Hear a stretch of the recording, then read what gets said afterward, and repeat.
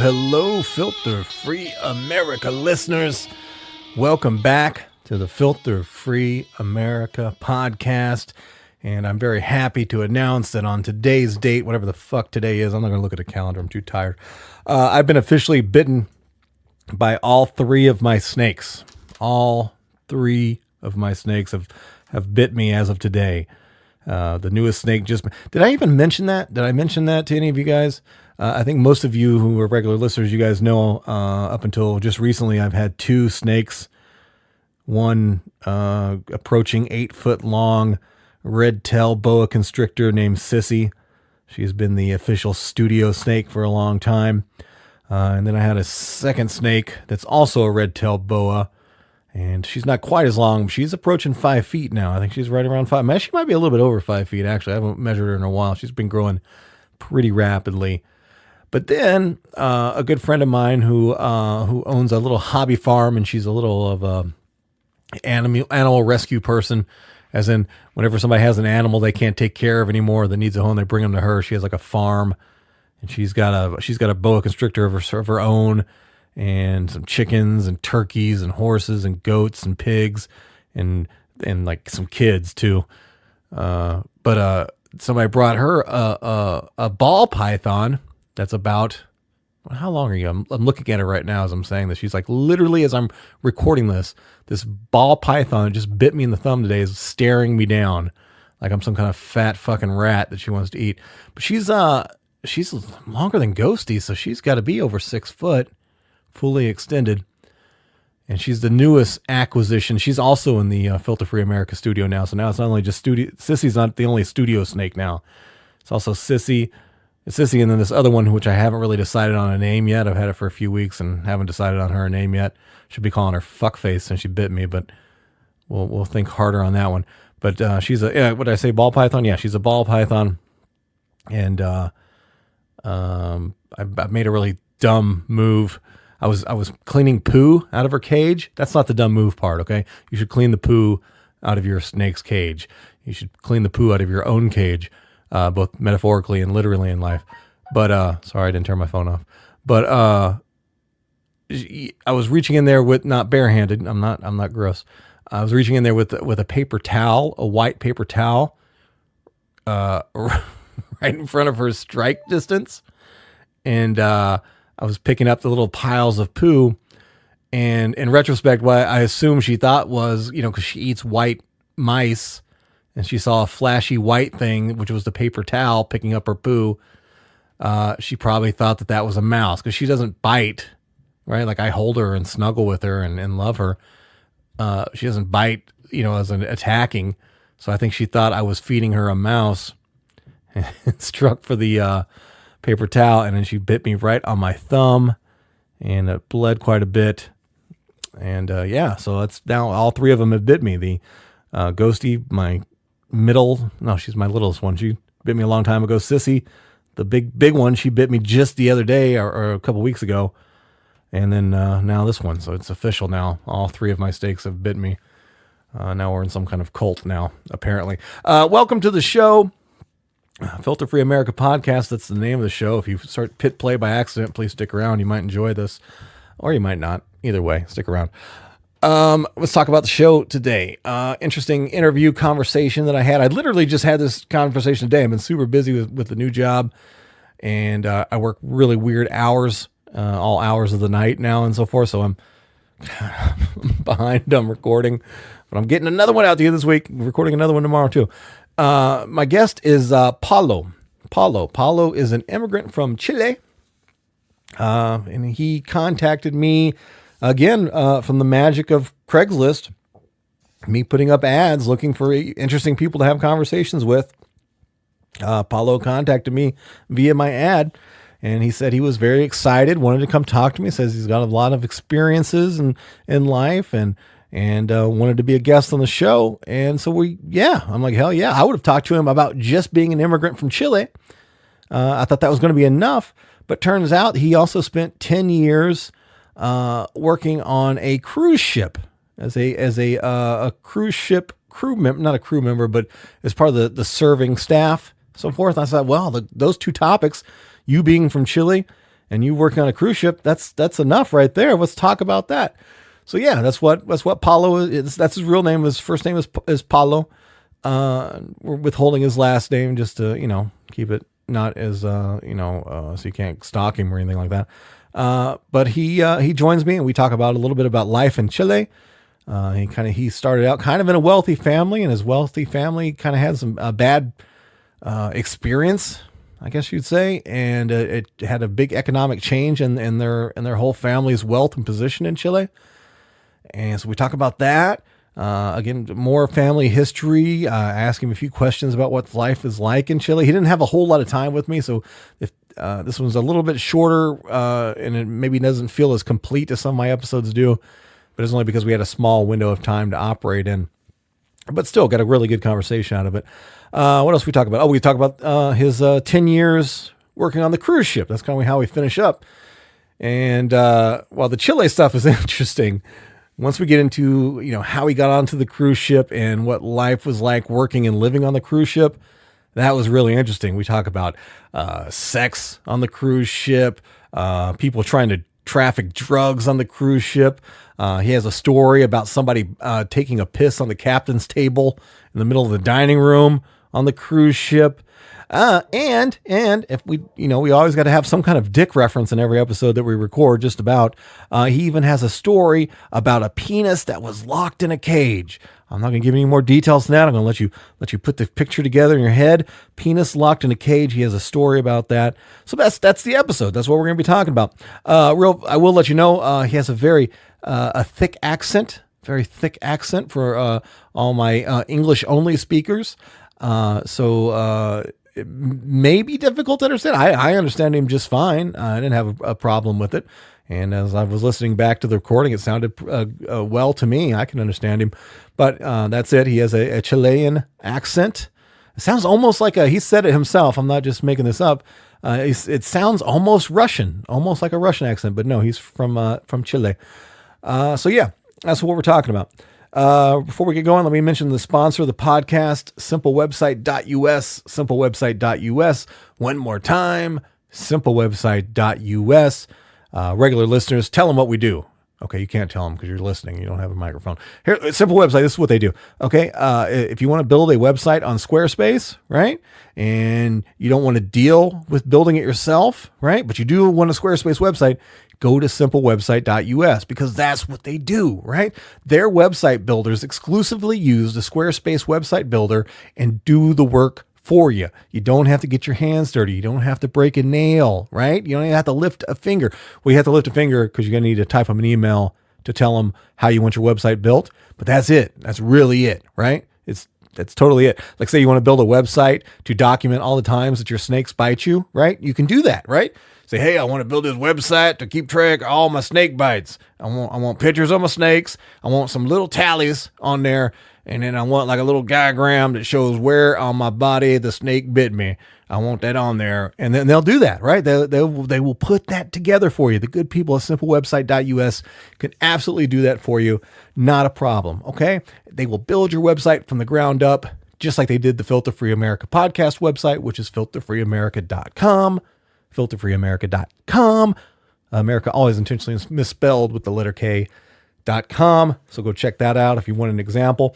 But check us out. You don't have to have them build your website completely, right? Like you want to build it on your own, you can still do that. And if you get stuck on something, like you couldn't figure out how to, put one of your snake pictures up there, right? Well, you can just contact them and they'll do a simple little one thing correction fix for you. They'll improve a website you already have built. They'll give you whatever advice that you need on whatever angle. They can do any of all that stuff. Simplewebsite.us. And lastly, even if you want to do your website completely on your own, you don't think you need anybody's help, please go to the website anyway, because when you go to simplewebsite.us, you will find some free tips and tricks that they provide there for you that you can use, that you can acquire some of their knowledge and you can combine it with your knowledge and you'll be able to make your own This is where my snake bit me website, completely on your own, and get some free help in the process. Cool. Last plug here. Please make sure you're subscribing wherever you're listening to at. If you're listening on iTunes, if you're listening on, I guess it's not iTunes anymore. It's Apple Podcasts now. They changed everything. Google Play, Stitcher, wherever it is, make sure you're subscribed. Make sure you leave a rating and a review if there's ability to do that. And also, please go find the Filter Free America podcast on Facebook. Filter Free America podcast on Facebook. Make sure it says Filter Free America and podcast, okay? Because there's Filter Free America and then there's Filter Free America podcast. Go to Filter Free America podcast, click like, leave a review there too. You can do that. You can leave reviews there. All that shit is fucking helpful. And I need all the help I can get. All right. We need to kick this episode off. We need to get it going, get it rolling. And I already worked out a name for this episode. I'm going to keep it really simple. Just kick it off and get going. Working on a cruise ship with Paulo right here on Filter Free America. Let's go.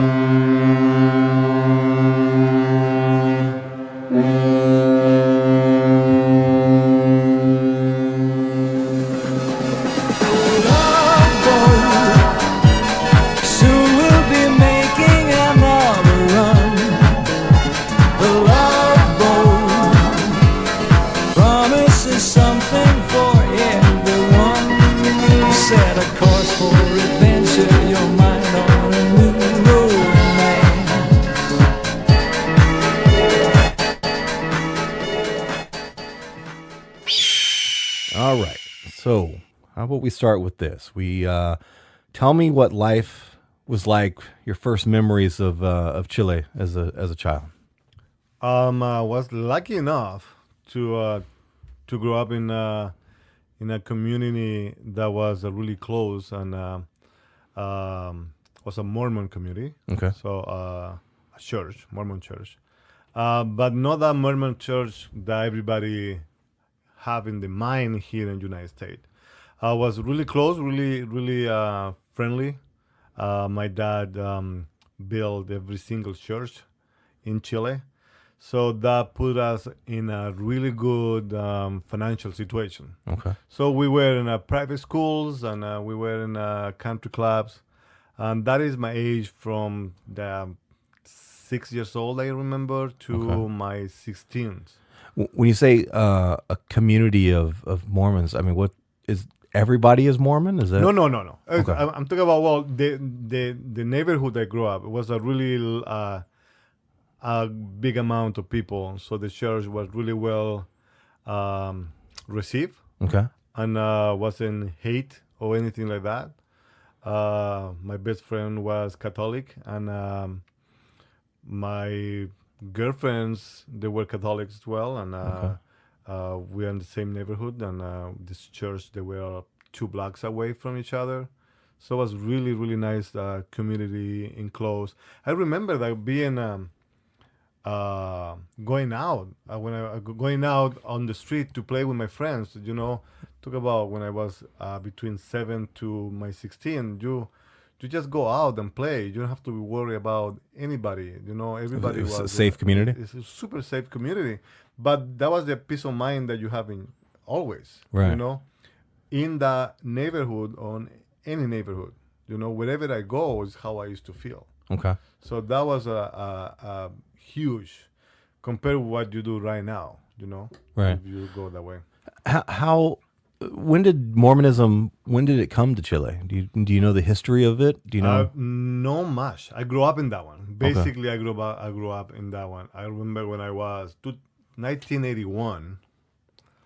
We went to my dad get the first job, and his construction company would move to a different city. So I remember that I was 6 years old, 5 years old when I get into. I never get out until my 16th, when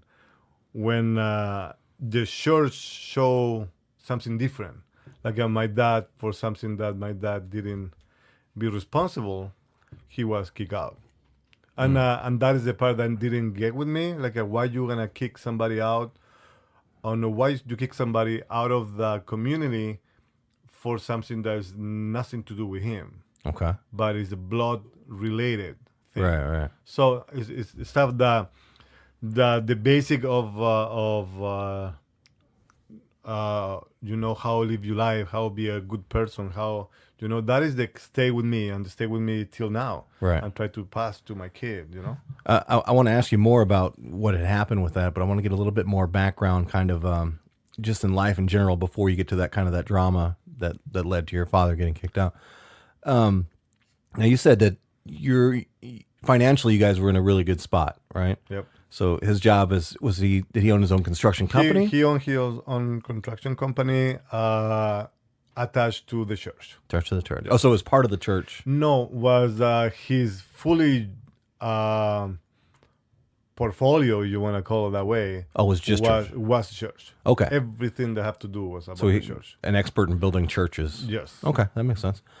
So tell me a little bit about what was the general economy as you remember it. I mean, it may not be something you paid a lot of attention to at that age, but is there diversified levels of wealth? And well, in Chile is a country that is still extremely divided by wealth. So I'm talking about you are poor, or you are really close to be poor, like a medium class, or you are really in good condition, in good situation.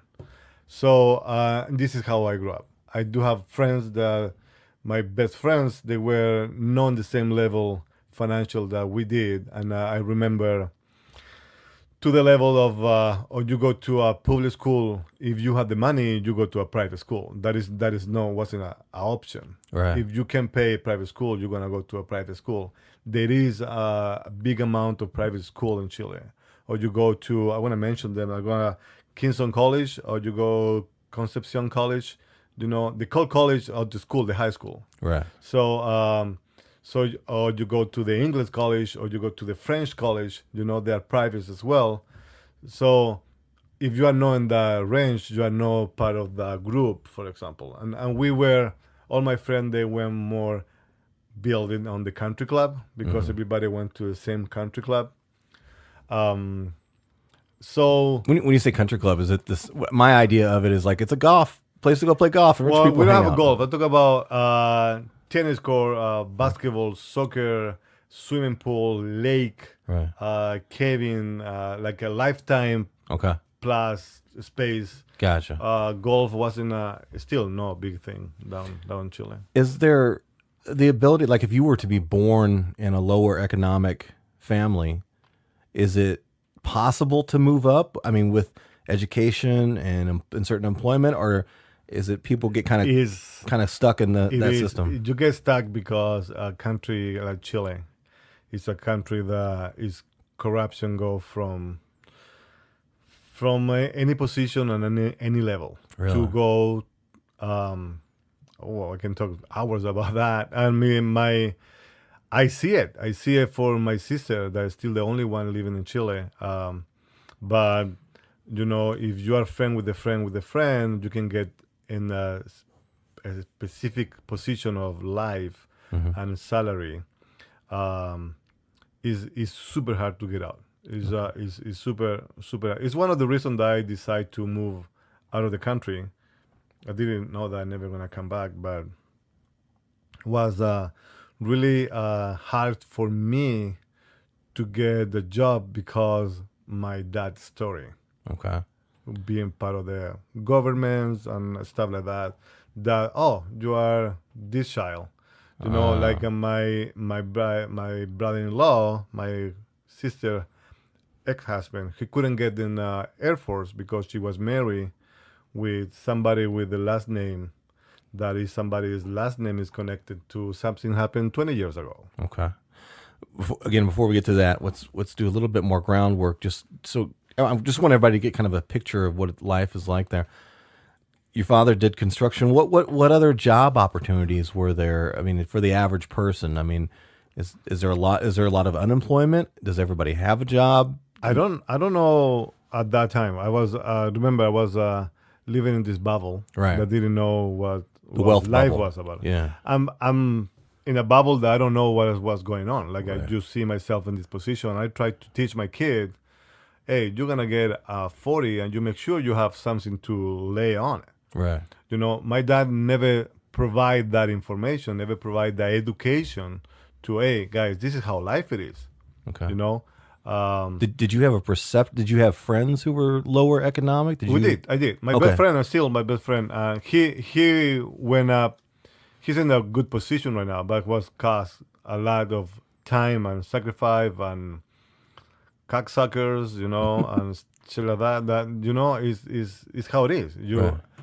And that is the difference that we had. I never thought that I need to go and beg for a job or a position, because when I was that age, I had it. Right. I had it because my dad had it until he lost everything, and he lost everything. I lost everything. Right. It's like a chain. It's non-stop. Like a shock to the system. Did the people of different economic levels, talk about when you were a kid? Yep. Like I grew up kind of poor for America's version of poor. And like I just hung out with other poor people, right? Like other poor kids, Is there like any kind of stigma between the economic classes there? Do you not like, I wouldn't hold you guilty, especially as being a kid, because you grow up how you grow up. But do they intermix well? Does everybody kind of be together, or is they divided socially too? In this time, no, you don't. Doesn't happen. And my time did, because we grew up in a community was mixed up in some point. We were lucky that we were a little bit financial secure. The country club was close to my neighborhood. Okay. I bike to it. So, and I never put myself. That's coming with time after when Right. we lost something. When I figured out that why we moving from this house, why my mom doesn't want to be here anymore, why my sister is so pissed off that he makes sure that nobody knows about what's going on. Right. I was 15, 16 when everything went down. So my perception of life was normal. That was life for me. Okay. I didn't know anything about. So I mixed my friends. I mixed with people who really, I was doing BMX. So my friends from BMX was my life. Right. And we are poor, we are rich, and that was okay with me. So is you were talking about doing the BMX, and are you talking about doing BMX track, or is this BMX like track. stunt riding? No, at that time that didn't happen. When I called retire, Right. my 18, the trick BMX came in town basically. Okay. Before it was track. It was just a track racing. Track, and Is that a pretty big thing there? I mean, that was a big thing down in Chile. Was big. It was expensive. mm-hmm. I remember that. what was your BMX bike of choice? What was the brand? I had. So this is how my first. When I get in the business, my dad came to United States, came to Utah, and he came down with a mongoose. That was a big shit at the time. Dude, that was the thing. Listen, when I got my mongoose, I had one here.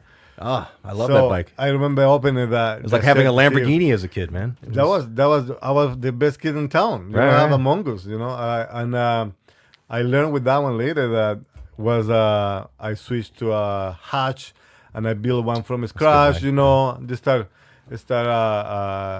from there. Right. What was the other one? Harrow. I don't know that one. Remember Hutch? I definitely remember mongoose. So this is how my hatch was. It was a hatch frame, and everything was built up. They stole it from. That was my feet. I used to go everywhere, so I put it outside the house, Right. friend of house, and next time, my dad gonna kill me. That's Because I heartbreaking. was 17, so the business was just he was crashing, no money to get. So basically, that kicked me out there.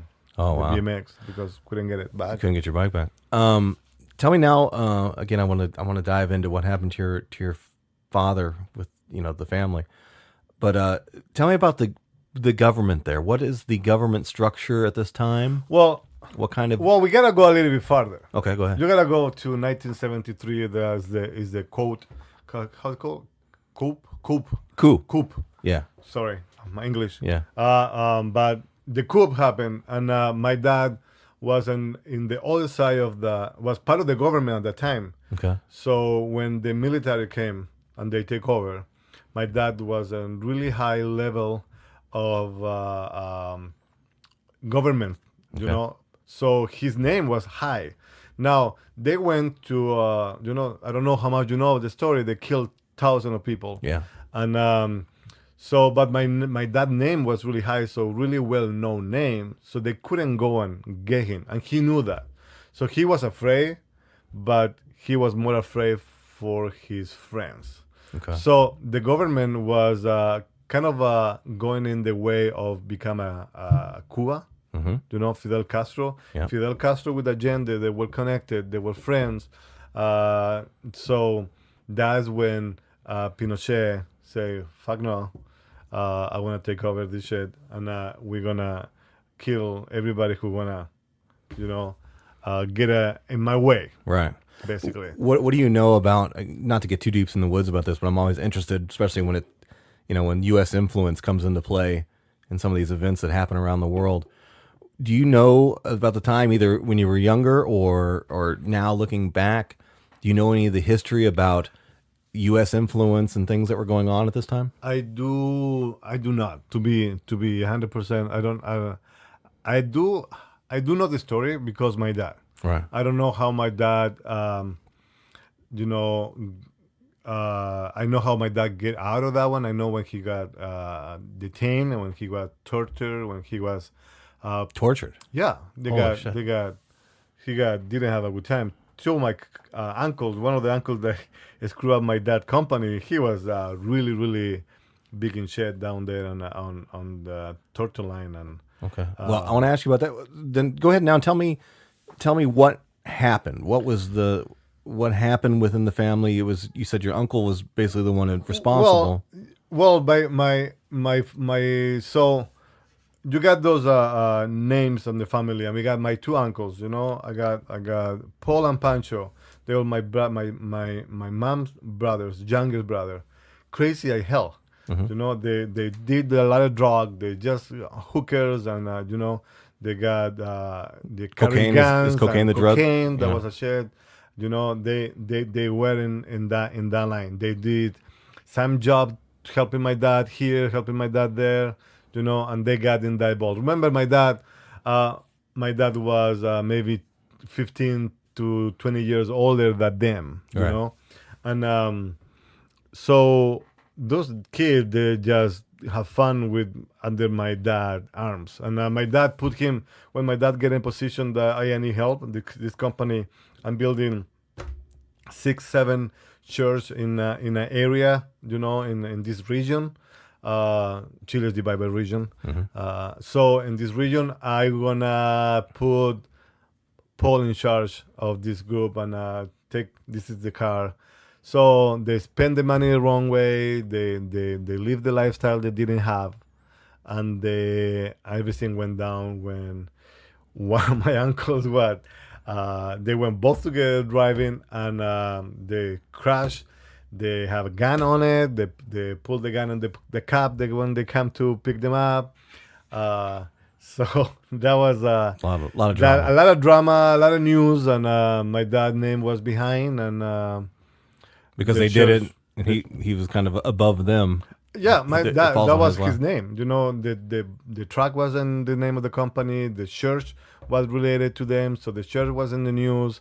So it was a little bit shit going on, and my dad takes Right. that shit. So The church, everything they want to separate themselves from it. So they but want and that is the part, was a really, really hardcore fast. right. I remember one day we came home and we didn't have no school, like my dad had a hard time paying my sister last year of high school because fuck no, my sister getting out, go to a public school when she's almost 18. Right. She said, fuck no, Dad. So my dad did the effort to finish. We finished the high school, but we finished living in, example, like a North Minneapolis coming from Waseda. Oh, wow. So that quick, and I remember we living in a second floor of duplex, in a shitty neighborhood. That really, I was like, don't worry, Dad, I will be here. But my little brother and my sister didn't take it really well. They couldn't understand. I think so. My mom take off. So poor my dad, man. He got it hard. Right. Got it really hard. Tell me about the I guess the torture. Well, when you mentioned that, what was that about? What the was thing is that you gotta go when my dad was part of the company, so they start taking people out. Whoever wanna protest against to the government, they make in a group and they start to disappear. And it's an island they call the Kirkinas Island. Is a way they bring people in and they start killing, throwing bodies on the ocean. Wow. And make people disappear. And everybody is welcome to go to a web and see what happened in 1973 Right. Chilean coup. So this is about the coup. This isn't about your dad being. This is just where he was politically. This is what his political. Oh, okay. Now I get it. So he was in a really high level. Now he couldn't make him disappear because he will be a good name. So it will be like Pinochet will say, "Oh, you know that this guy. You go and straight up and kill him and make him disappear." No, but he started protecting or attacking, actually Pinochet, attacking people under my dad wins. There's a before getting the business with the church. Okay, gotcha.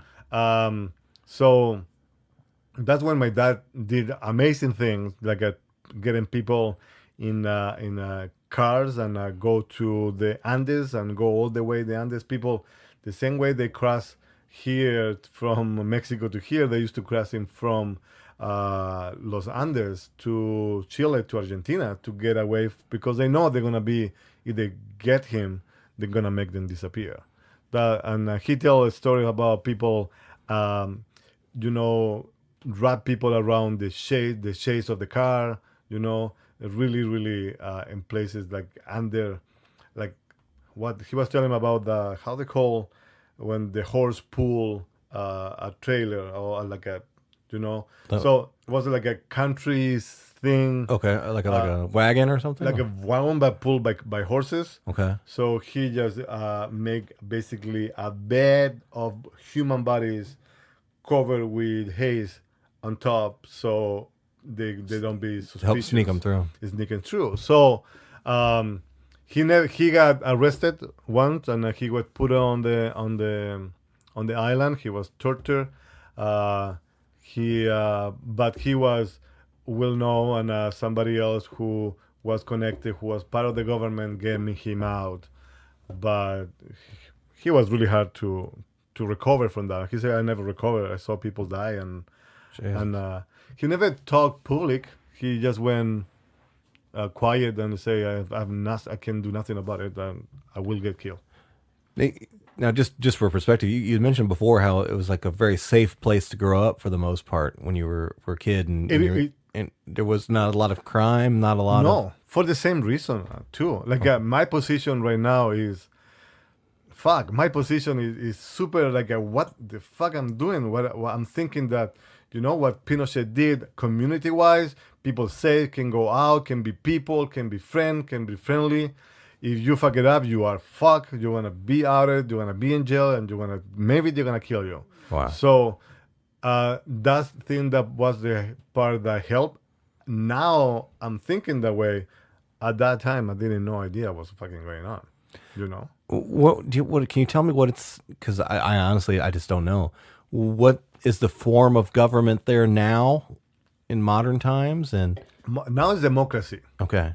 But is it legitimate or is it? It's democracy, but it's government for the same people for the last 25 years. Okay. So it's just incredibly corrupted.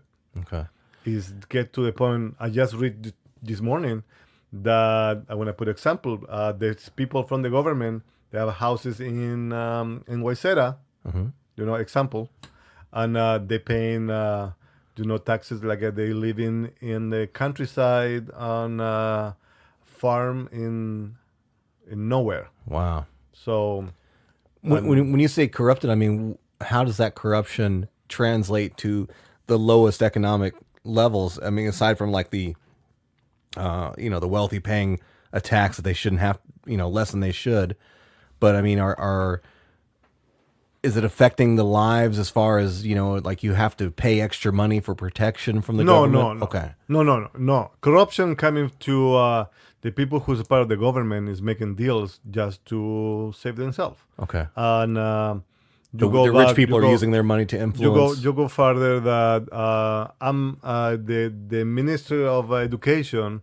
His wife is getting a position that she make $6,000 a month when is no position actually realistic position to work with. You know what I mean? Like So a made up position. I made a position and I'm gonna put this person who are actually my friends or my blood, and they're just gonna pay them. Are there a legitimate elections? Can these people? Yeah, but the people is kind of ignorant. Okay. It's a lot of ignorance in. I think it's similar happening here. Yeah, I was going to say it sounds like you sound like you're describing America. Did you watch the new Netflix documentary about the Facebook, the data branch? No. Watch it, buddy. What's it called? No idea. Something hack. I know. I saw it in my queue the other day. You need to watch it. I will watch that. You will need to watch it because I was like, what the heck? Like, really, I don't know. The most smart people actually I don't know. It's smart people out there. Yeah, right. I say, how I can win this getting and the people who doesn't even being really ignorant, how I can make their way to think. Right. And that is what they did. And it's just I will watch that this evening. watch it. I'm trying to think if there's anything else I wanted to ask you about. Is there anything else about Chile you thought was? Just to remember, Chile is a beautiful country. And always I say it's a beautiful country, and I will love to go back there. I can go back there for two reasons. One, with my kid right here, but if I don't have a kid, I wouldn't go back because I wouldn't be in the position that, okay, this is my experience I have. Say, give me a job. Say, oh, who you are, parent, who your dad, who you are friend with, and you're not gonna get shit. Like if you're gonna get, oh no, I got my own money, I wanna have my business, but you know what? My business is the similar business that this person over there that actually his brother working for the government, they're gonna make my life miserable to not get my permit. Okay. So that is how much you need to pay me to get the permit. Is this how it's coming? This bright situation of paying money to get a life, basically. Right. Jeez. That is a beautiful country. It's a beautiful country to go. It's a beautiful country to, if you got the money and you can make it right. You can make it safe. Are there any U.S. expats that move to it's Chile? A lot of, so Chile, Dubai. Or I guess maybe a more specific question would be, is how much U.S. influence is over there now that you know of? Is there lots of U.S. businesses over there? It is a lot. I don't know what people think about. I do have my girlfriend dad. He was sit down with me the other day and say, if you take my daughter to Chile, she will be safe. You say, what do you think that Chile is going to be? How do you think Chile is? You say, you got to have cars, like a bus, what is... Like people really think that Chile is a piece of dirt, and they just go and. That's American ignorance. And I've been guilty of it too. Is like we're so focused on ourselves here that we think everywhere else is a third world country that we don't understand. We are a third world country. Don't take me wrong. Yeah, but when they say third world country, they think that it's like what you're describing, like it's a dirty, rundown, horrible place, and that's the American ignorance of that. Being all within ourselves. And that is the part that I would love to change. Chile is a beautiful, really modern country. Right. So people go. It's a beautiful go and safe. Don't do shit that you won't do here. You won't go to come for first time to Minneapolis. Go to to North Minneapolis and walk to see. Oh, that's beautiful. No, you're not gonna do that. So Right. don't do it out there. Right. Go. Don't walk with your $50,000 watch from the street because you're gonna call attention. Nobody gonna thinking, oh, who are you gonna go fuck today and kill? No, somebody gonna pull the change or gold chain that you're walking and shining. Nobody care, buddy. Right. Nobody cares. So just keep it for yourself. Go and get out of the way of people who want to hurt you. What do you think? Just talking about just the demeanor of Chilean people versus American people. What's one of the biggest differences that you've noticed as far as just socially how we are here versus there? Oh, What like values and value is about appreciation. It's about how much you care, how much you show you love. Right. In Chile, if you come with me to Chile and you introduce to my friends or anybody, a friend that I just meet or somebody I just meet from Chile and I introduce to you right away, she's gonna give you a kiss. Okay. Is everybody kiss everybody in a really cheek to cheek Right. thing and sound. That's it, and doesn't mean absolutely nothing. And this is when I get pissed off. My son, when he moved here with me, he was 10 years old.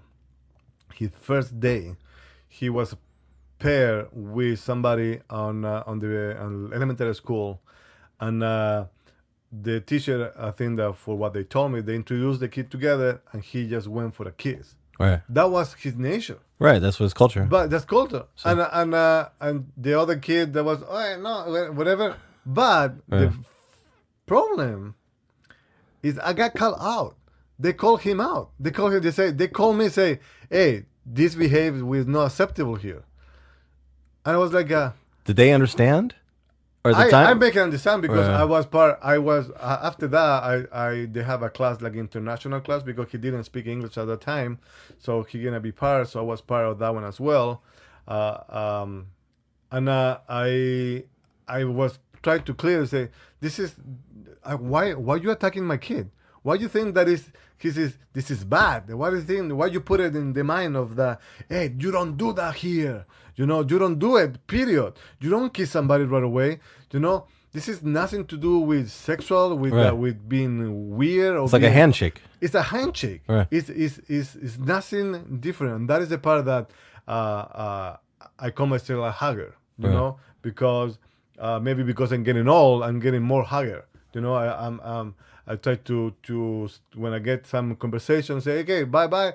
I hug my in-laws, and he's still like you say, I'm a hugger, buddy. So you need to, I will take care of your daughter, Right. and but you gotta give me a hug, feel, right? feel the love, and that is the thing that one of the problem with my ex-wife was kind of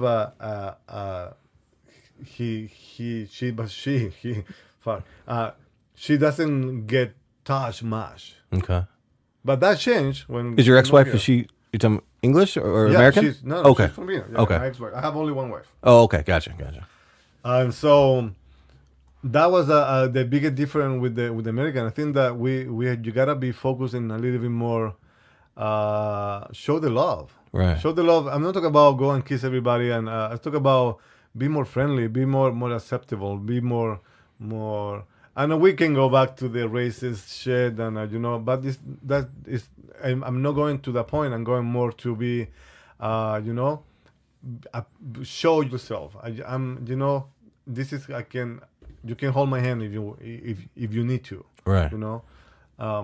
So that is the big difference. The other difference, they're totally normal. Just think that food wise, we sit down. We sit down every day and with my parents to have dinner. Nice. Doesn't matter the situation, what time. Lunch was on the table every day, like I used to eat for dinner. And my dad tried to make it every time for lunch, and shit like that. My son now, I see the difference with my 18 years old, who is the same guy came from 10 years ago when he was 10. So when he's my biggest fight with him is like when you become this guy that doesn't give me a hug, when the last time you kissed me, hello, or hug me, or what is your problem, dude? You know? I said, he said, I don't know. It's like, and you can see him that he didn't understand basically what I was saying. Right, right. You know, and that broke my heart. Really, like, what's going on? He's changing with what He's changed. He's a gringo. He's American. Can I say? Yeah. It's a gringo. I got in a fight with my ex one time because if I call you gringo, she felt offended. Say, Paulo, you're offending people calling gringo. I say, no, you don't call it. I'm not offending anybody. Period. And she involved now her husband, her new husband. So I call him gringo one day. I say, Paulo, why you call him? They say, no, this is gringo. This is a friendly way. Right. It's a friendly way how Latinos or anybody from nowhere, I don't know, it's people from Europe say that, but gringos is a word that mean friendly for us. Mean. You know, we can go try to Google what gringo mean. There's a lot of things that people say that what mean, but I hear that gringo coming from the Vietnam War when they were the group, the military group that actually supporting the Americans. Right. They was telling where to go in the jungle, and they say green for the color of the uniform, go, because they Gringo. didn't speak English. Oh, so okay. that's coming the gringo, coming from green go when you got on the battlefield on the jungle in in Vietnam. Oh, So I didn't know. that you know. So with all my heart, I love all the Americans, but gringos is a good word, but Okay, I appreciate my ex girlfriend. She is immigrant from Mexico, and what did she call me? Was it Wedo? güero. Wedo. But güero mean white, blonde. Blonde, So yeah. if you are blonde, She got you are Wedo or Rubio. güero, rubio. Yeah. We call rubio down in Chile, Right. but yeah. I always took it as a term of affection, so I don't know. So let's move up to you when you left to go work on the cruise ship. When your life really started getting kind of exciting. You were around age 27, right? I was 27 years old when I signed up. So I come back to I left. This is I left Chile when I was 26. Was December 2001. Mhm. So I become 27 on Mexico. I live in Mexico for I don't know how long, one year and a half. Year and a half, 2 years. And that was fun too. But I went there without speaking no English too. So I work. My brother left before. My brother left a year before. She say, "Hey, I'm gonna go on vacation," and he never come back. Okay. So he would start working on Acapulco, selling hotels. So he was like executive sell position, really low in a low level. But his boss was a great guy. But now he was working in the process of this year. He was telling us he working in a gay resort. So in Acapulco gay resort, his boss and everybody under were gay. Okay. And he just sent picture of his roommate. He always sent picture of he and his roommate. Right. And hugging, partying, drinking, you know. And we are like a third world country. We didn't accept it at that time, Right. being gay so often, so well. So we just convinced him that my brother was gay. Right. So, and he came. His boss came in town a year later, and I was getting out of kind of legal problem selling timeshare. Okay. So you gotta invite me for another one for that one.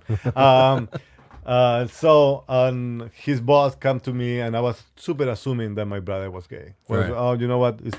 And he say, Paulo, what you doing? His boss. I meet him in Chile. And I say, well, right now I have these issues, whatever. And say, why you don't come to Mexico with me? I say, when? Like tomorrow? 2 days? I say, seriously?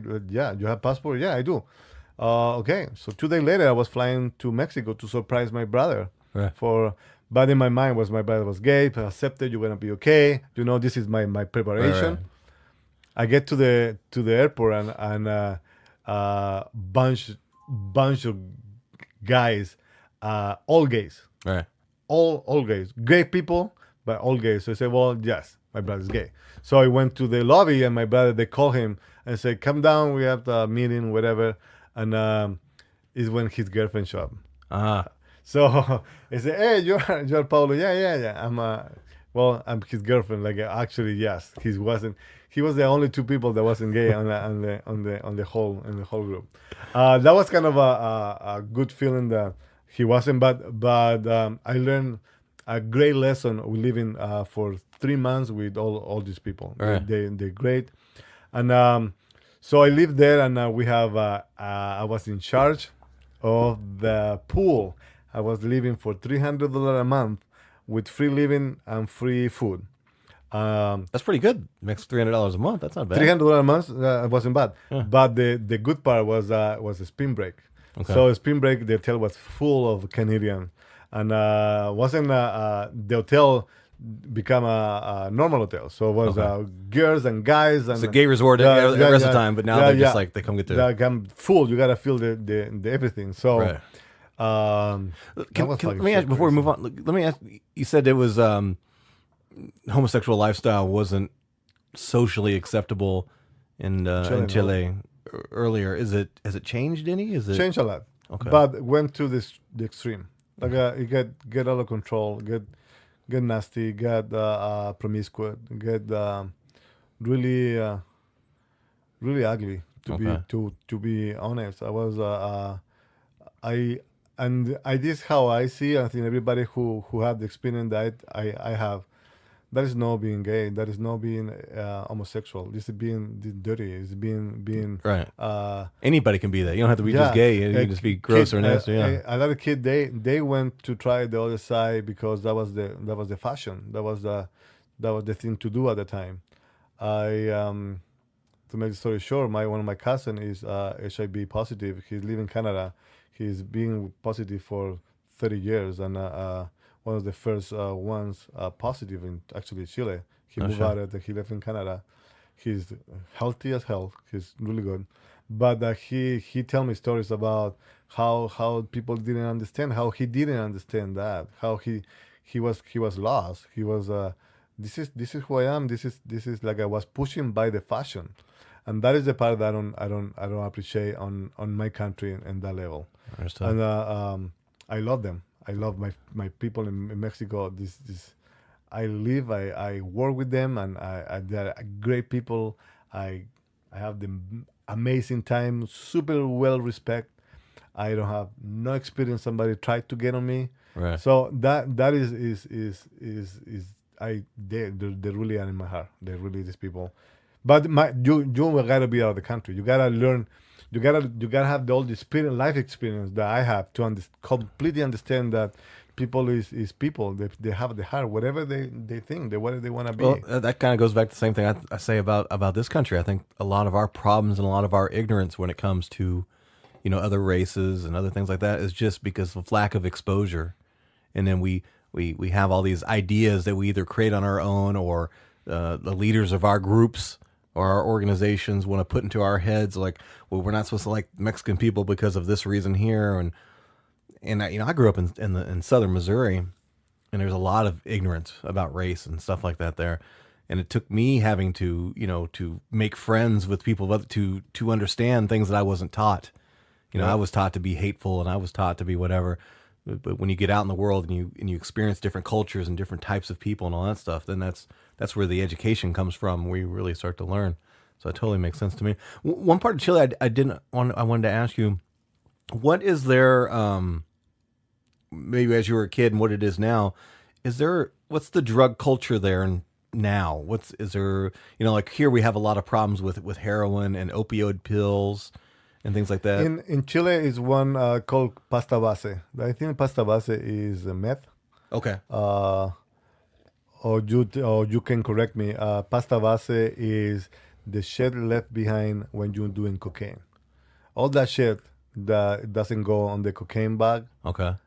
that they call pasta base. Cheap, super addicted. I think it's a crack cocaine.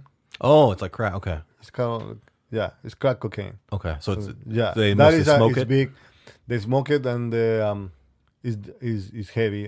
Is heavy as well as cocaine was heavy. I experienced and get out really quick. But I saw the movement. Marijuana still, and it's never gonna go away. Right. What are the views in Chile on like marijuana? Really friendly, but they're really restricted by the government Is it- for whatever reason. Is it legal? Can you? No, it's not legal. Oh, okay. Oh, my brother got shit for one leaf that he wanna hold in his In a picture? in a wallet because he wanna have a weed Leaf, yeah. lift. And Holy he got they taken home. They checked the whole house, and that was bad for one stupid. They don't have nothing to do sometimes. Those motherfuckers. Right. Really, they just go. Same and, as police here. yeah, it's just you know what? Just I don't know. So yeah, the drug is no different than another one. It's not heavy. It's a lot of drinking, huh? Okay. A lot of drinking on, and it's not legally restricted by how many ounces per drink you need to have.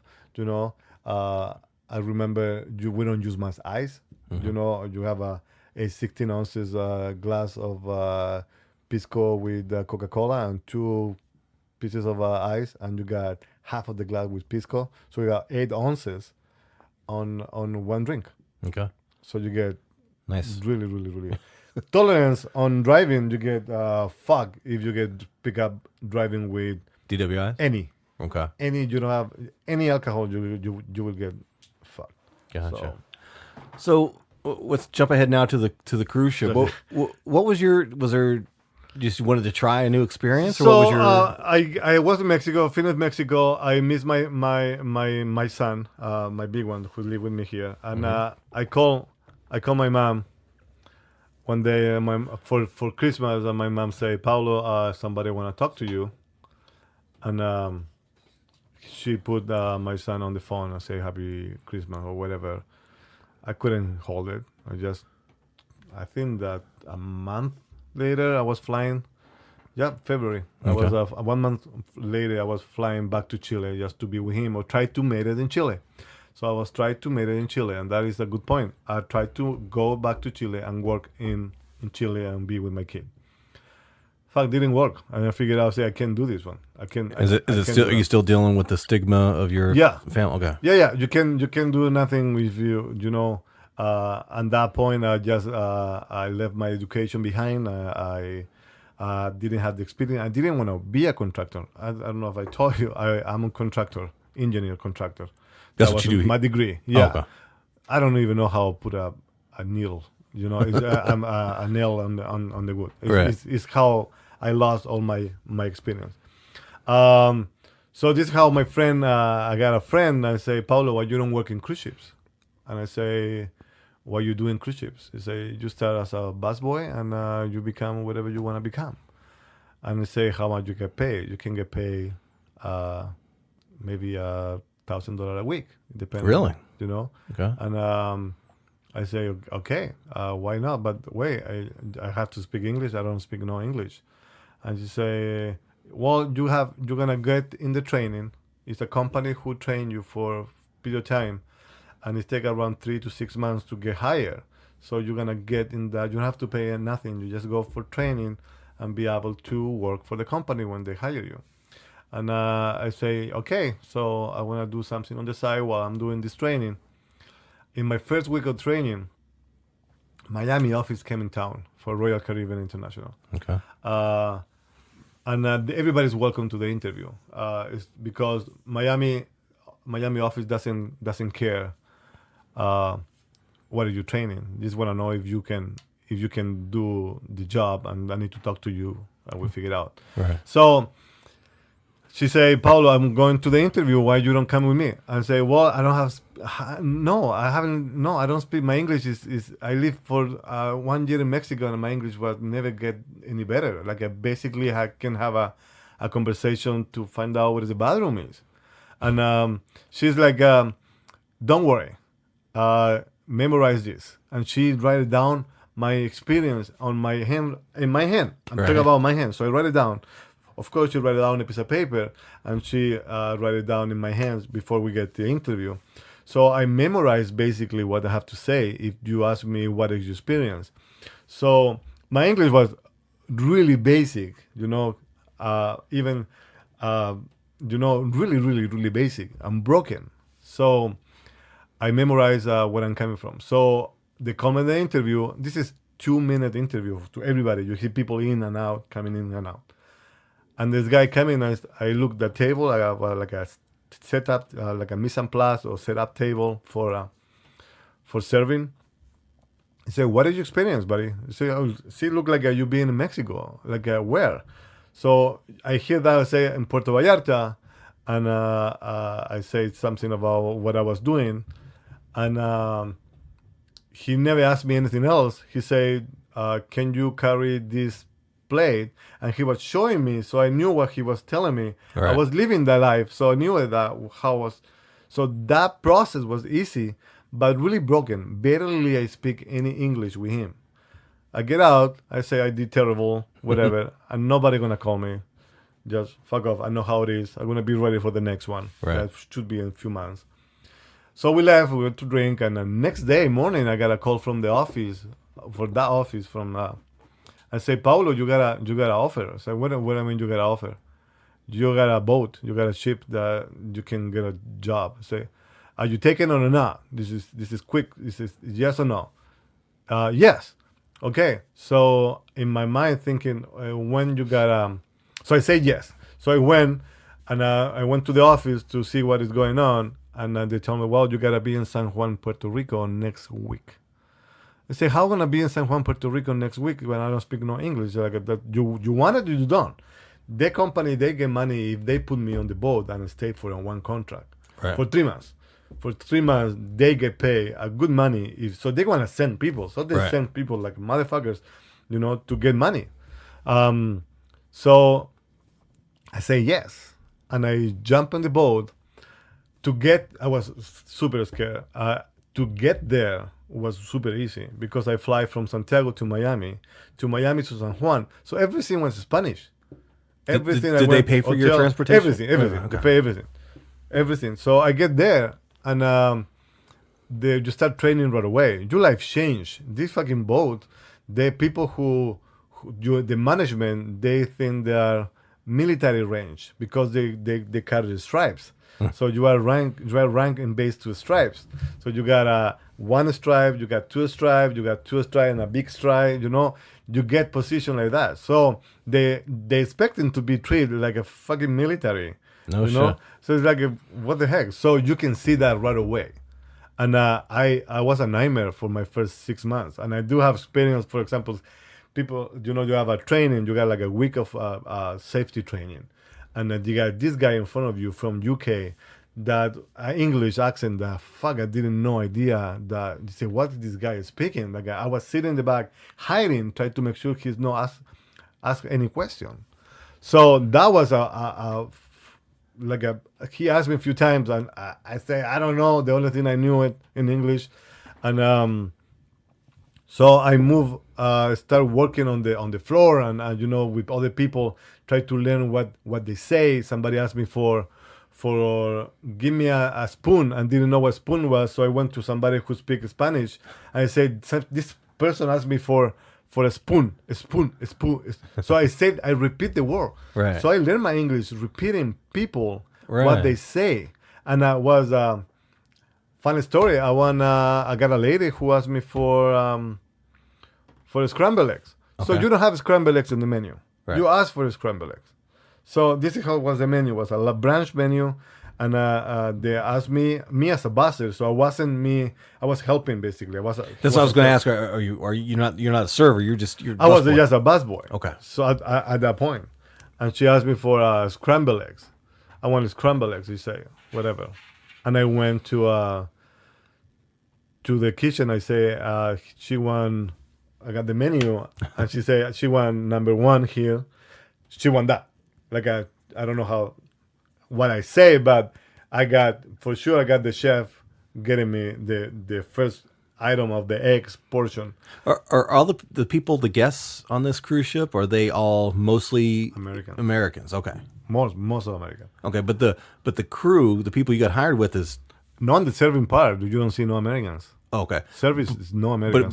But everybody else is all kinds of different backgrounds? You got Indian, Philippines, Wow. by ton, by Okay. 100,000 Holy shit. to be honest. And then you get, and this girl asked me, get to the point I send, to make the story short, I send 4 different type of eggs. 4 different type of eggs, and she just get so mad, and she just starts yelling at me, and no idea what she's saying. A manager show up. He was from Indian, and he asked, and she just look at me and say, he got it right away. He said, "Do you know what scramble mean?" I said, "No idea. What is that?" And he showed me what scramble mean. Like he moved his arm and say, "You get the eggs and you scramble. This is a scrambled egg." And a friend of mine who was there, he was actually one of my best friends now, but he was a piece of shit at that time, from Chile. Okay. He said, "Huevos revueltos." He said, "Yeah, I know." I said, "Why don't you ask me?" He said, "I asked you. You didn't tell me shit." He helped me in my first 6 months. He never talked to me in Spanish Wow. because he said, "I know how hard it's gonna be for you. If I speak in Spanish, you're not gonna learn shit here." Right.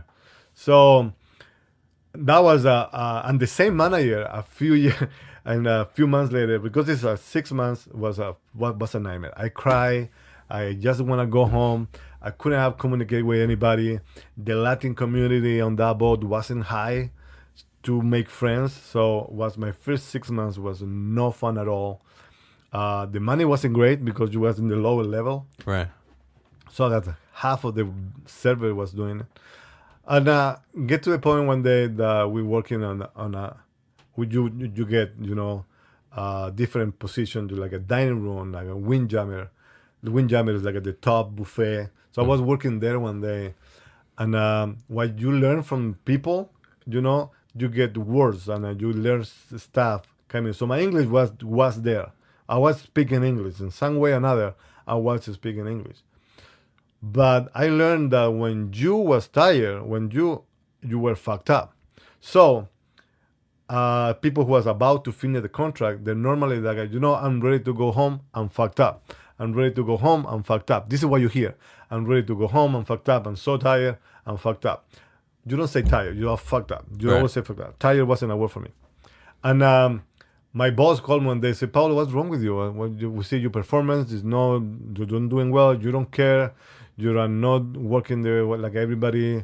You have a head waiters watching you. It's like a military ship. That is the people pretending, they be your friend, but then they are not. They want you think that they are your friends. Wow, it was really, really, really hard with the pressure of these people.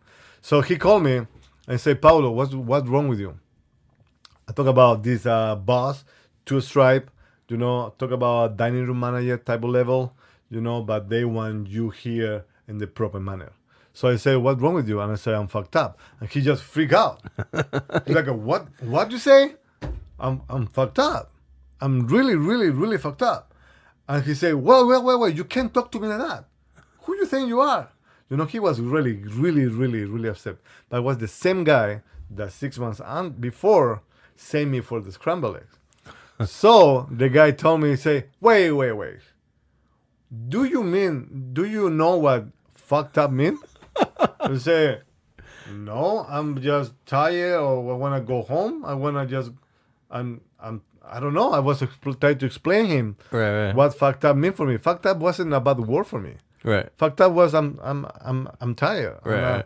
And he just started laughing, and I say, "Man, come on, you can't use the word fucked up. This is a bad word. It's a bad word." So that was really, really. Before we get into, because you end up things getting better and things end up getting fun. They can go worse. Huh? But tell me, in that lady who ordered the scrambled eggs, who got mad at you for not understanding them, is maybe a good example. But what is how are you treated on average by those people when you're first starting out there? Is everybody the passengers? Are they always assholes like that? No. Everybody. I don't have no much experience. People being asshole. Okay. You know who's people being rude is people who you can see that their life is a fucking miserable. I don't know where they get the money to get on the cruise ship. It's not cheap. There's lots of miserable people with money. Yeah, and you learn that one with the time, and that one part of the process of become a server. You know, you can become. My first 6 months, they were good enough that I got promoted my next contract right away, and you learn how the people is. You know, you have these people who appreciate that you are there. They're really it's a lot of nice people. I can't say that they don't. People who's fucked up is people from the cruise ship, like people bosses. This is what people who that they make your life miserable. All right.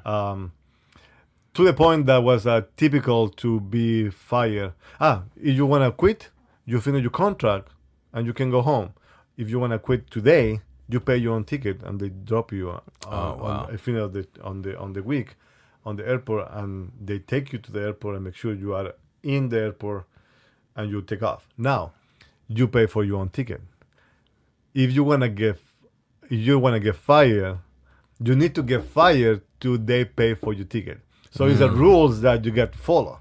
So you got to do something really bad, because if you do something bad but not really bad, you're going to go in jail, you're going to be suspended. So you're going to be in a nightmare, because you will be restriction to an area, All right. To do no much without getting paid, but you will go back to work in the next week, for example. Gotcha. So you got to be bad. And you got bad story like, the cruise ship, they have this big cruise ship, 3 levels, dining room, right, nice hall, and right in the middle is the captain table. The captain sit down to eat when everybody eating. So you got this guy, a minute, so all the doors closed. Everybody's ready to go. Everybody in line up. Everybody waiting to give the welcome to the people to coming in. And you got this guy pissed off for whatever reason on top of the 3rd floor. Right. On top of the chair, peeing from that place all the way down on to the captain table. This is an employee. He was from from Romania or someplace like Turkey. I don't know, remember. And he was doing that to get fired? Yeah, of course. He just wanna. I wanna leave, because you live there. Nobody cares. Right. You are a number. You are a number. I don't care what position you are. Right. How many stripes you are. As soon as you leave the ship, you are nobody. So nobody gonna remember. So you got people that was for years established some. Hey, you gonna remember me. Right. You're gonna remember me that I did something. He was gonna leave his mark. Yeah. So imagine the cows. He provoking a cow. Him peeing all that table. He gotta clean all the table from down there. Right. Every single change, and people waiting, 1,000 people waiting in line outside to get inside the dining room. Oh, the customers weren't in there yet. No, they were about. So this is how, guys. 1 Holy minute. Shit. 1 minute to open the door. Everybody ready. Everybody by the door. We're gonna welcome the people. First day of the cruise ship. So welcome the people, and I'm sitting on my table. My glasses that polished. My table is ready to go. Let's go. And this guy crazy. And you got a story about people breaking my whole table, those glasses. So people get out, get fired they just want to be out, So get to the point that the company said, you wanna quit? Just quit. Just quit. We pay you. Don't worry. Right. So let's talk a little bit about just general kind of life. Like, is it become kind of like its own?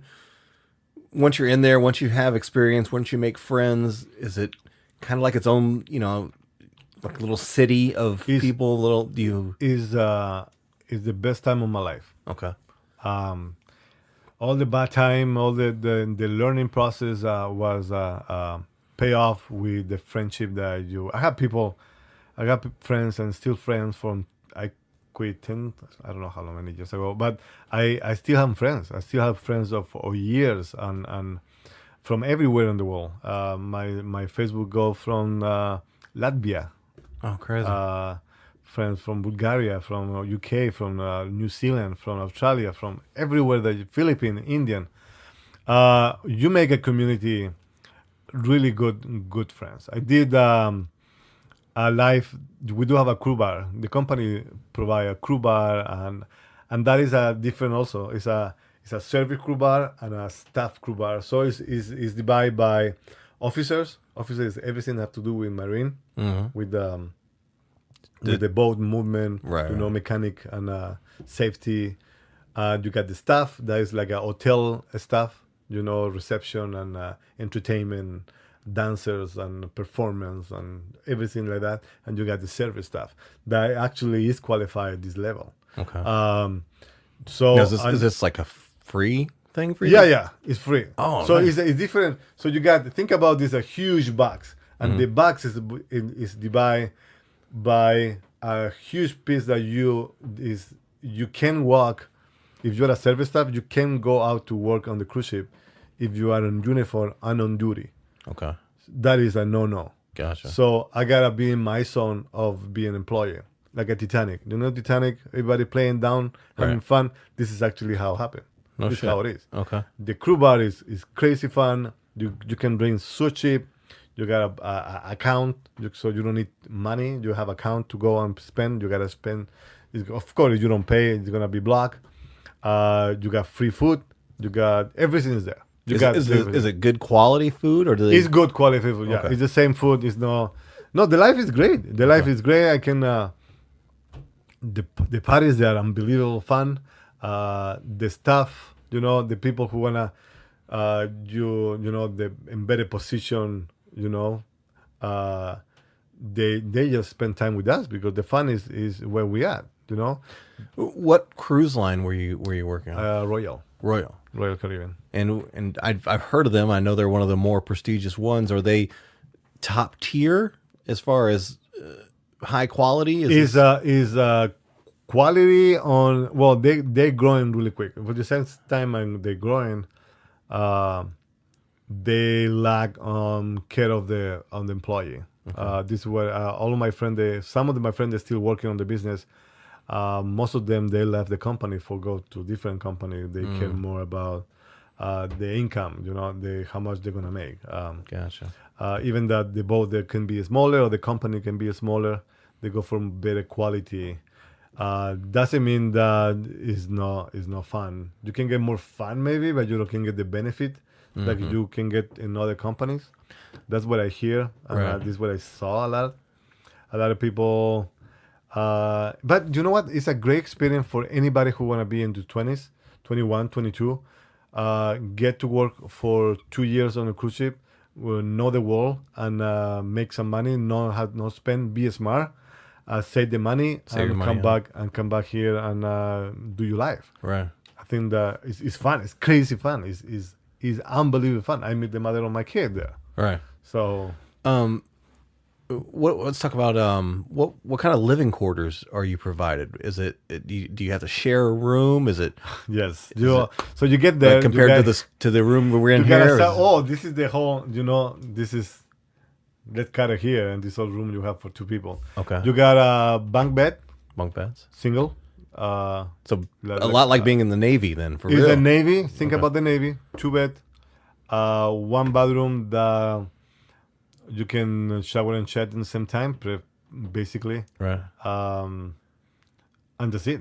Okay. A closet that you better not have a lot of clothes because you don't have no place to put it. A closet that you buy, I don't know, like a gym closet or the school Little locker. closet, the Locker. locker, like you know. That's it. So you get, and you gotta be lucky. Like you gotta, and they allowed to do change when you start meeting people. My first roommate was Philippine, clean, nice, quiet. First time contract as well. In the process, I got every time you get to a new contract, you don't get like I do have my own bed. No, you start from zero. Wow. Every contract. So in the first week, but you know your friends already. You know when your friends they sign on, when your friends sign in. So you gotta get the rooms and try to qualify. You know you can mix sex. You can be a girl and a boy. You gotta be a couple to become that Right. official couple. Is there a lot of that? You said you met It's your a wife? lot. It's a lot. It's a lot. I live with my girlfriend. With all of them. Okay. Most of the time, it was hard because my girlfriends they came from staff level. Okay. They're all dancers, and I just want to get in trouble with my ex. She's listening. Um, they don't mix.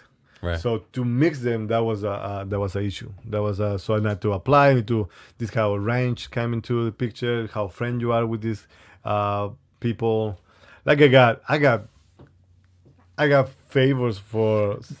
Was it almost like at least how people treated each other? Was it almost like a class system?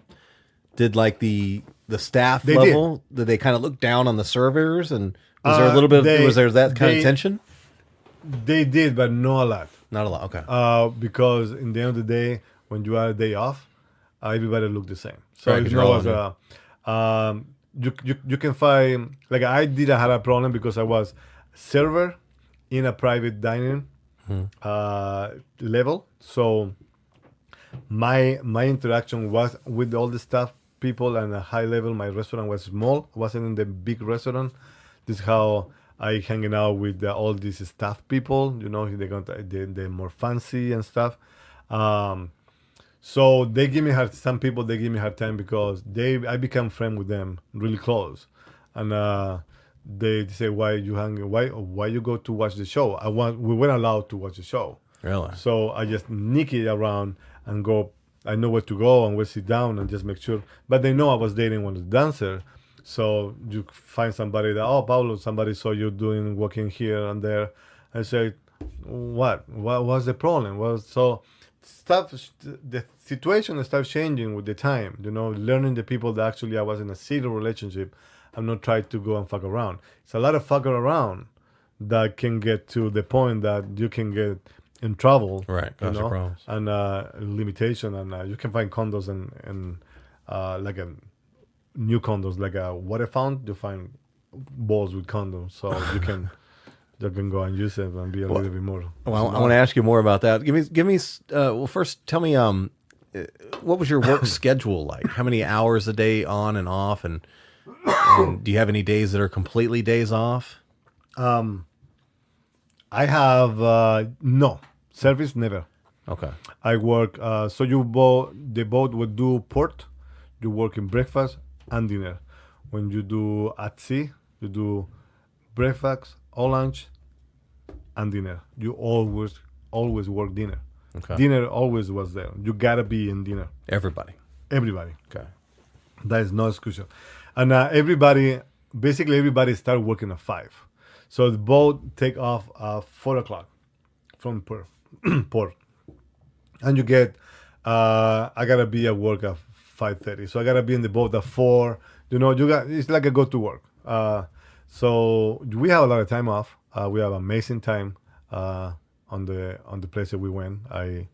You are allowed to go anywhere. You can come to work when time to work. Gotcha. And make sure don't miss the boat. You miss the boat, then you're screwed. You're screwed. You're gonna get fired.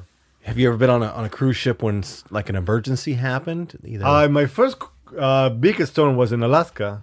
Okay. Huge.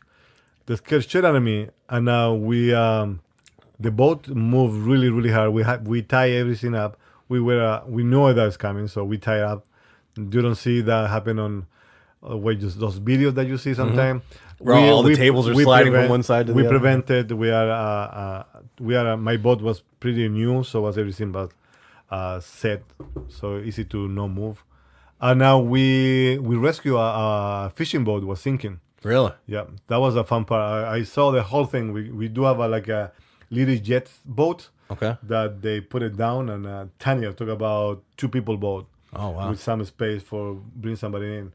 But they go on the big waves and nobody business, and they want to rescue the people that are getting jumping on the water from the boat sinking. So that was exciting. Was this like the crab fishing boats from like Alaska? Yes, that's exactly one of those. Oh no shit. That was in Alaska, so that was Holy shit. what happened. And go to Hawaii was tough as well. Hawaii, huge waves. Fuck, I got sick so many times. So I gotta go in the front, and you see the boat go into the sky and go down, or see just water, and you stay still, you stay still, and you see just go up and down, just insane. It's really insane. I did get motion sickness for my first 3 months, I think, and after just got You just got used normal. to it. Yeah. Anybody ever die on a cruise ship when you're on a cruise ship? Yeah, a few times. Yeah. Guests or employees Guess. or both? Or? Guess I got one employee. Okay. These Guess for being old. It's a lot of old people. Right. In Panama Canal cruise, it's a funeral to happen. It's just shit. People die, and it's a normal thing. You got morgue in the ship, and Is it just like the refrigerator with Yep. the meat and everything? Or they just no, you keep. Well, I never saw that. So it's a huge. Put it next to the hamburger. It's a huge walking cooler down there. So maybe not. So we I see a lot of people getting hurt for the doors. You got water doors that they close for whatever reason, whatever, and people get stuck, try to cross, and they don't stop. Talk about 20 inches Yeah. high hydraulic doors. They don't. Yeah, it's crazy. Right. And you get people get fingers cut off completely. Jesus. And bad purpose as well. They cut it because they want to get paid by the company. I hear shit just crazy. People.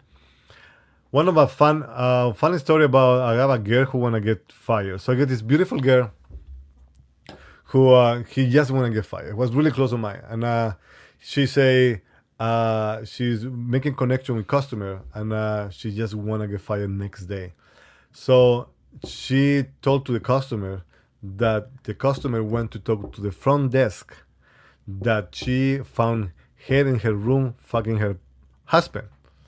So that was a customer creating, a lie to tell to the front desk. Oh, it didn't really happen. No, it never happened. It happened, but it never happened. That was made up. Right. So she get fired right away because he's sleeping with the husband. Right. And the couple got like a week of another free ship, a cruise ship. Shit, She still wants to go on the cruise with her husband, Yeah. even though he was fucking a step. so they got paid back and shit. And So does that happen a lot? Does that? it's a lot. It's a lot happen. More is happen a lot. Yes, happen a lot. Like I can but- imagine like some like horny old ladies like just want to go on a cruise ship and start just banging. But the thing is that we can get fired. So you care for the job. I say no. I say no 100 times. To be honest, I was scared. So you had some old ladies. You know what? just- I know. I have enough down there for free. Right. You know that I can get enough. Whatever when offer me to go and have fun, I say no. I personally never did with the customer. I got crazy with the employer. We got parties, man. We got insane parties as you can see. Like big sex parties with the staff and everybody's No, just not fucking like everyone. a sex party, but when you living, we were drinking and they say, okay, I living with James and and James living with we just moving out and you can see where they're going. Right, and right. then people come back later, you come back later, and you living again with another one. It's just can sometimes get a little bit out of the line, Right. I got a lot of fun. I got one time we got this. This is so you become friends. I just said years on the cruise ship, and I have this girl who's a staff. So she came down, and we just walked to the hallways, and we start kissing and making out on the hallway. She didn't have a room because she have a roommate. I got a roommate, so we couldn't do absolutely nothing anywhere. And we just in the hallway. The hallway they light up like that light, like it really light up. And I put her onto the wall. Like we just went down on her and just I was going crazy. And when I'm going up, coming down up, I look the camera right there. You see the camera like right there, like a fucking right there. The camera. I was like, okay, I'm fucked. First of all, I'm in the wrong area. Me with the staff in a public area because it was a mix, and I open a door and we get in like an office that was open and we just fuck on the table. And but next day, walking to to the crew bar, to the crew mess. We went to eat for breakfast. To see 3 officers sitting down there, and one of them that was a Latino guy, but they are most Philippines. And what he was Latino, he say, "We need to talk to you." Say what? Like, and he brought me to the office, but he was low level, so I didn't know that what you want to talk to me because I don't see any officers. You just like at the same level, but in security. Right. So he say, "Sit me out in the office," and they show me the video. They say, "Paulo, we catch you in the video here. You are right there." And so like I was freaking out, but they start laughing and say, "No, we want to keep it here because that was awesome." So they were probably jerking off watching your phones. That was like a little porn. There was tiny. I don't know how much they saw. Fuck. So you mentioned he was security. So is there like what would be like cops on the boat? Oh yes, Okay. you got cop. No guns allowed, but you get security and you get see a lot of fights. Is there a jail? It's jail. You get in jail. So what happens if either a crew or a guest? I'm checking the time. Okay, we still got about 15 minutes there. What if they get in like a fight or commit a crime or something? Do they get locked up or? Depending on if you steal from somebody, you're gonna get in. You get shit. You get people. We get a lot of people dealing drugs and a lot of Jamaican the crew staff. It's a lot of people from the Virgin Islands. Mm-hmm. So you get all that mix. Trinidad and Tobago. You go. Remember this crew the way how they check in the way out and in from the island is kind of really strict. So they catch a lot of people dealing with drugs. They do. Like a a swap coming to you come to port and 5 a.m. You know that you get port. Sometimes you get on port and in Miami, for example, Mm-hmm. and 5 a.m. you're still sleeping, and you get people knocking the door, pa, pa, police, or we call how we used to call it, I can't remember, but they're like a police just for the cruise ship, just storming your room looking for drugs. And you gotta get out, you are naked, you are with somebody else. And they can do that anytime. That's part of the deal. Anytime, and they can go and storm your room. So you make sure that you don't have nothing in your room. And you can get fucked. You get to stay in jail in land. Wow. That was no fun. What would you consider to be the most, the biggest or worst crime you've ever seen or maybe you didn't see it, but it happened when you were on a boat? I saw those. They stopped the boat because they got those guys coming with marijuana or cocaine. I think it was cocaine on the shoes. The crew members. Guests? Crew members. Crew members. Okay. Crew members went and they come back with the shoes, and when they come back with the shoes, they were loaded with cocaine, and they would pay for like I wanna use here. This packet goes somewhere else. To go sell. That was that was a big thing because they stormed the whole boat. They stormed from drugs and also for sometime for health inspection. USPH, United States Public Health Department. Mm-hmm. They stormed the same way how they storm on drug. And what are they looking for? They're looking for food made. Oh, the Indian, the Philippine, they cook in the room. And you're not supposed to do that? They're supposed to know. You're crazy, They cook shit. They keep food fermenting. They're kind of a gel type of thing. Like they do what you do. Right. So this is how we feel sometimes. We're like stormed by officers and looking for stuff that they have a history to make homemade contraband or make stuff at home. And holy shit, that was we get a lot of those really often. So we get really kick. What about this? And this has got to happen a lot. I mean, how many times have you seen like married couples or couples like that get into big fights and break up and relationship drama from the guests? You see really often. You don't see it often as a server. You don't see it so often. I see it more because I was involved with this stuff. You see it more jealousy part. When people on the pool, while you're looking at it, you got beautiful servers from Russia, from everywhere. We had, all the dancers walking on the. Lucky me, I got one. You get so you get this jealousy part of you live together for a week. Right. So you get that doesn't get crazy. I don't remember being so out of people get really really upset. I see guys fighting for whatever reason, drunk and stupid stuff. Drunk shit like you can see in a nightclub.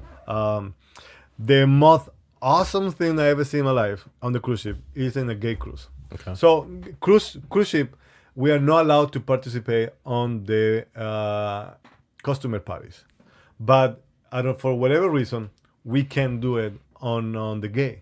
Okay. On the gay cruise. Gay cruise like about 1,500 gay people or more. I don't know how much people they get and feed on the boat. We are 5,000. Yeah, like 3,600 people, all gay, all booked for gay. My mind was already really. When you say gay, is it all gay dudes or is it lesbians? You see the lesbian, but this is 90% guys. Guys, okay. And you learn that one with people who live secret life, people who live like a gay life. Normal people, business people, rich, poor. Everybody was there. And at this party we have this huge guy. So we have a party on the deck on the white party. Everybody white. So this dude, huge. Talk about huge guy, motherfucker. We say white party. Everybody dressed in white. Everybody white. Oh, okay, gotcha. Yeah, no. I was like, only white people. I'm like, holy shit, what kind of racism? Everybody dressed white. Gotcha. We are drinking with them and having a good time. This guy have a nice key here. Uh-huh. Like a door key. It's like what you have in that key and a nice chain. He said, "Oh, this is for my boyfriend." He said, "What I mean, like at your house, your boyfriend's house?" He said, "No." He said, "Hey, Jimmy, come here." And Jimmy came. Another huge guy, huge, both muscles. Big muscles and and really tiny, like a speedo he was wearing. And he said, "Come on, show him. I want to prove the key." And he bring his dick out. And he's got one of those things. He got the whole dick, and now you spending. I'm talking about a huge cock, like a man I am. That was a huge cock. Right. He get the cock out. Like if the boat went down, you could use it as a life preserver. Yeah, like you could hang on his cock and that float was like in water. Wow. We are like even me. I tried to hold myself like what the fuck. And my friend he got the key and he got a lock. To see the microphone, the head of the microphone. Right. He got a lock across from here to here. So he have a lock like a big lock on the cock head. And he just put it out so you can see through the cock across. Like you can have a hole. Right. So this is how I keep it. He's really like to fuck everybody, he say. So I keep it away from all the... Holy I was like, shit. what the fuck? How you can hold that every day? Like you are not wearing now for this week. You've been wearing that one for a while. Right. Like I said, but that really say how far we get. This is how far you can get. That was a fun week. It was fun. This is actually the most money I ever made on the cruise ship that week. As far as like tips and things? Tips, yeah. That's a good question. Is the majority of people, do they tip you? Do they take good care of you that way? They in the level, it depends on the cruise ship. It depends on the cruise, not the cruise ship. It depends on the cruise. If you do what's the best tipping cruise and what's the worst tipping cruise? The best tipping cruise will be a private charter, like a gay cruise. Okay. And the worst is Puerto Rican 3-day cruise when people pay $150 back for a week for 3 days cruise ship. Cheap. Coming from Puerto Rico, yeah, it's more expensive, and you know that. The worst people to work for, huge, terrible. They are demanding, they are cheap, and more demanding. It's just and rude, really rude. But you have the season for those, so you know when you get on the season of use like a. What happens? How much time we got? Okay. What'd you say the time? I'm not looking on my computer right here. Yeah. Say, what are you looking at? We got about 6 minutes before I got to let you out of here. Okay. what happens when you if you have a customer who's like a really dick to you, and I'm not talking about not just tipping, but like they're insulting to you or they're mean to you or anything like that. Are you allowed to tell, No. hey, go fuck off or anything like that? No, or no. You just gotta sit It's there like and take any other restaurant. You get it. You can move you can play stupid. I play a lot of stupid with my English. I did get to the point like I don't respond and pretend I don't understand what you're saying. I did a lot of that, and the trick I would like to do is like I would just like, oh, you're going to be an asshole to them, and I go stick my dick in their soup. no, we Just an idea. Next time, you I gotta teach somebody a lesson. listen, we are so watched by that. You got people we find shed on salad on food put them for other people who wanna fucked up the chip. Right. People, it's a lot of madness with employee, with the employer, with the business. How can fuck the business? Really? How can make the experience terrible? How can make you, my boss, who's a piece of shit, run like a chicken without head, try to fix a problem that I create? Really? That is what we do. I fell many times. I got Maitre D that he worked for 30 years. That when I was already there, they already break his face like a few times with the peppermint big one because he's a piece of shit and he's still a piece of shit. Oh, You know, sure. so you get that treatment that is not the right one. Hopefully that change with the time.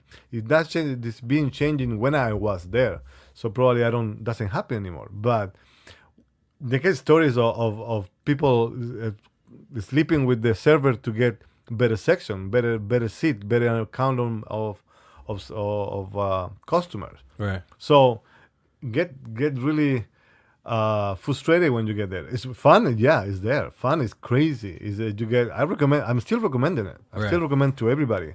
I told to my son, go to work for 2 years, save the money, and bring it home. Don't be stupid like I did. Just spend all the money that I have in 2 months off. Right. So You got me thinking about it. I just want to go just for the experience of doing it, just to see. this is what I want to do right now. I screw up so much in my life that I just try to, you know what? This is what you need to do. This is what is going to happen. Like my dad never did that. My dad was also a piece of shit. And the other side, besides being a really good provider, he was a piece of shit. So that's story for another episode. But you get a lot of on the cruise ship of people who they don't have a life. People who've been working, think about it, 30 years on a boat. When 4 months of your life is out, and you just have 2 months to go back to normal and go back, I really feel sorry for some of them. I have an amazing time, but I wouldn't come back for anything right now. Gotcha. It's just what it is. It's beautiful. We got 3 minutes left. Why don't you tell me what was your best memory about working on the cruise ship? Most fun. I would assume meeting your wife. Most fun. I got amazing time. My most fun is not one day. I got amazing friends. We are crazy parties. We went to amazing beaches. I walked for first time in a nude beach with thinking that I want to see amazing girls walking on the beach. Yeah. I see the younger person naked I saw was 65 years old. You get in trouble if you get it hard on? Does your dick get hard? No, you don't get. That was a friend's site in San Martin. The whole experience is just unbelievable. Right. I got amazing. I meet the mother of my kid. What country is she from here? She's from here. She's from Maple Grove. Okay. She's from Maple Grove. And she was a dancer on the. She was a dancer, the best dancer I've ever seen in my life. Nice. Still, my daughter is the best dancer I see now. So, yeah, and it's not much to, it's a lot to bring the lesson I get from make friends, from people, from learn about cooking from India. I love cook and Indian people cooking. How they treat the spices, the Philippines, what they mean, friendship, how the Philippines, they're really close community. It's really hard to get in, but when they open to you, they're extremely friendly, and I don't know, it's a story from remember people from Romania tell me how poor they were, how the opportunity to get out of Romania was this, just go out and on the boat, you know. So is cruise ship is great. It's a great experience for a young people. It's hard to live. I remember when I live, I was my last contract. I spent only 1 day out of the boat. Didn't want to go out. Wow. Didn't want to go to the beach. Didn't want to do anything. I said, "This is my time. Is off. This is done." I think that I don't have nothing else that you can tell me that I haven't experienced here. And I say bye. I say bye, and I marry a beautiful ex-wife, and everything is just great right now. Well, now you got to go back on a cruise ship, get you another wife now, right? No. Get you another dancer. I will go back and listen. That was how was it? 10 years ago? 8 years ago? Oh, how about here's the last question. We'll end on this. We can get you out. I know you got to leave. Have you ever gone on a cruise ship now, just as a guest? I went once with a ex-girlfriend. Okay. This is after you worked. It's hard for me. It was super hard because I wanna go where the fun was. I was with a girlfriend, and I knew how everything was. I knew how everything worked. Right. So it was really hard to be just a customer. Oh, that makes sense. Yeah. And my girlfriend at the time didn't say, "Oh, let's go." It's like it wasn't me. I knew how pass incognito. Right. And go have fun. But it was a nice experience. I will go. I want to go back. I want to go back again. As a guest. As a guest. Okay. With the kid. I was thinking. I was having a hard time in my work and situation. I was thinking for one point, you know what? Maybe I can. I get a phone call. I just get a phone call. I get my phone. Call Miami office. Say, hey, number 33425. Want to go back to work? I say okay, and they give me a boat. It would be that easy? Yeah, it would be that easy. I quit.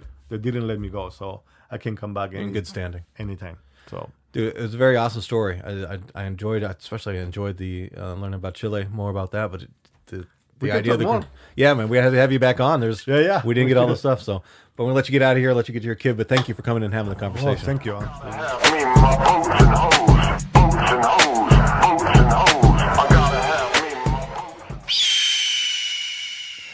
Well, there we go. Another episode of the Filter Free America podcast is coming to a close. What did you guys think about that one, right? Very interesting conversation, getting to talk with an immigrant from Chile. Get to talk to him and get to find out what life was like for him in Chile, and then learn what it was like working on a cruise ship, right? There's some interesting stuff there. Especially the penis locked in a cage. I mean, you can't, that's another one of those things you're not going to find on too many other podcasts. But we bring you the important stuff, like penises locked in cages. So yeah, very big thanks to Paulo. I hope I can get a chance to talk with him again. We actually wanted to talk about more things, but our time was limited. He had children he had to go pick up and deal with, so we only had the time that we had. But I think we got a lot out of it, regardless. So a big thank you to him. Big thank you to simplewebsite.us, simplewebsite.us. Thank you guys for being a sponsor for the show. And thank you guys, the listeners. Thank you, the growing group of listeners. It's really, it's kind of crazy how quickly this show has picked up speed. I'm forever grateful to each and every one of you, especially all of you guys that are sharing the episodes and helping promote it, and just doing it. And it's, again, like I say it too much. I don't know. No, I don't. I don't say it near enough. I'm humbled by the effort that so many of you listeners are putting forth to helping the show grow. I really mean it. Thank you.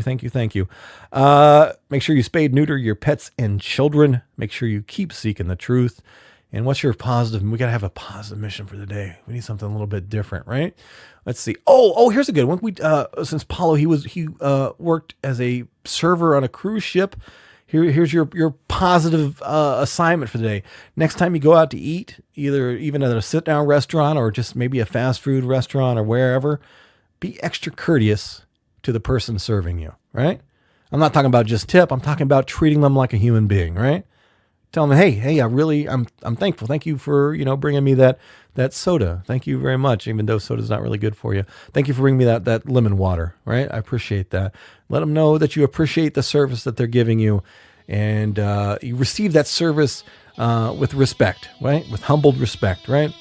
People who work in the food service industry or any kind of service position at all, if you've never done it before, you should probably do it, right? Even if you just work for like a month, just to get a little bit of a perspective about how difficult that job can be and how fucking horrible human beings can be, right? I don't know. All right, I love you guys. Take care of yourselves. Take care of the people that you love. Take care of your snakes, even though they bite you. And I will talk to you in the next episode of Filter Free America. Bye-bye.